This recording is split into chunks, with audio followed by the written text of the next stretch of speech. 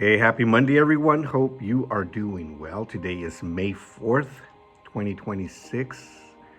And if you are a Star Wars fan, it means May the 4th be with you. And so I am wearing my Star Wars gear. We have Spirit Week here at our school today, which means that every day there's a theme that you should dress to. And today is Star Wars Day. So, yeah, I am a Star Wars fan as well.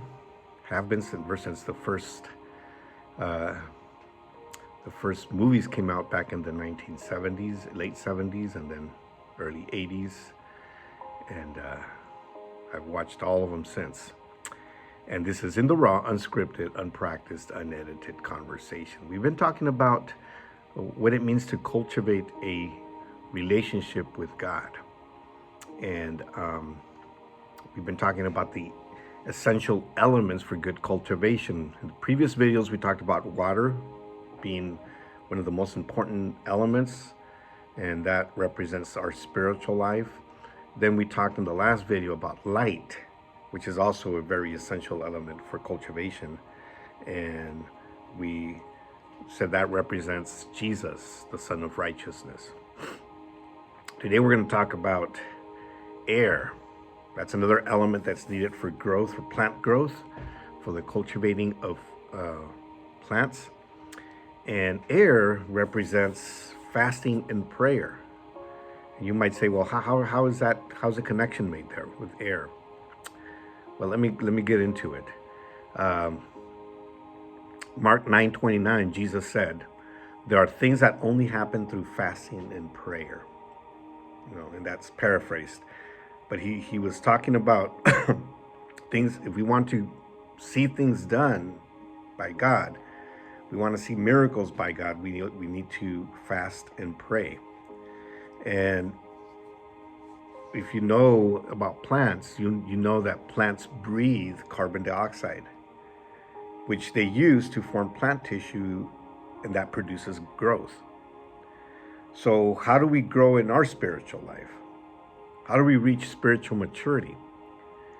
Some Christians think that growth comes from receiving, kind of like occasional touches once a week or once a month or once a year. Like if I go to church once a week, I can grow that way.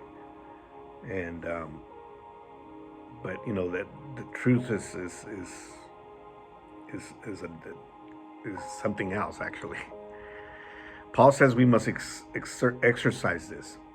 Breathing requires effort. Your lungs must work. The same happens as in a plant. There's got to be some work. We cannot depend only on Sunday services or retreats to grow. The Bible, in fact, records a retreat in Mark 9.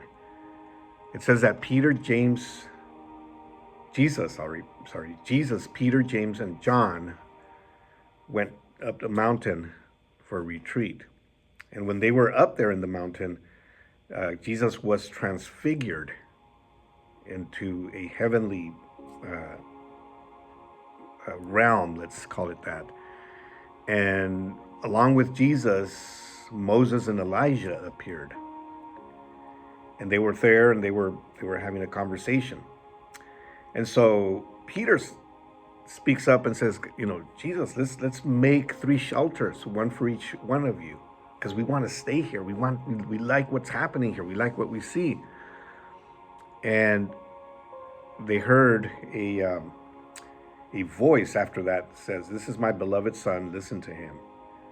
So I think the whole point of this experience, out of world experience, was to show these disciples that were the closest circle disciples to Jesus, to show them, that Jesus was the Son of God and that he was God himself. So this whole experience, overwhelms them. And as they walk back down the mountain, they find a demon-possessed boy. The Bible says it was a young man that was demon-possessed. And Peter, John, and James, they tried to cast the demon out, and they couldn't. And they tried, and they had seen Jesus do it many times, and they said, well, we can do it too. We just came down from a spiritual experience. We can do this. And they couldn't. And so Jesus approaches them and says, this kind only comes out by fasting and prayer. That's where the verse that I read earlier at the beginning in Mark 9:29. And, fasting and prayer is necessary for growth. Fasting and prayer, is that air that we breathe. If we want to reach spiritual maturity, and we want to have that authority, that spiritual authority, we need to spend time in fasting and prayer. It must be practiced continuously. It must be something that's practiced, ongoing, because that is the way we're going to grow. That is the way we are going to be able to reach that maturity.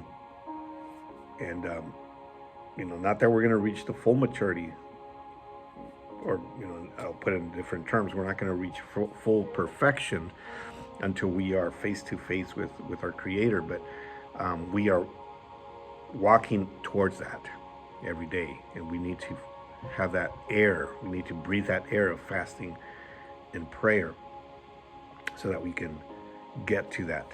So that every day we can continue going towards that, in that direction. So that's why that's just like we breathe every day. We need to breathe every day to survive, to live. We need to fast and pray every day to be able to survive spiritually as well, and have that relationship with God. Now, fasting, many people think of fasting as abstaining from food, which is true, and that's what it mainly is. But fasting can also be other things, abstaining yourself from anything else that will take your attention away from your relationship with God. If you want to focus on God, then you have to remove everything else. And some people, they like to fast watching TV, for example. If that's something that they do a lot. People like to fast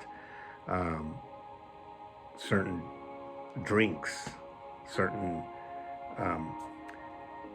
things that they do. They have to fast certain activities, perhaps. There's different ways you can fast.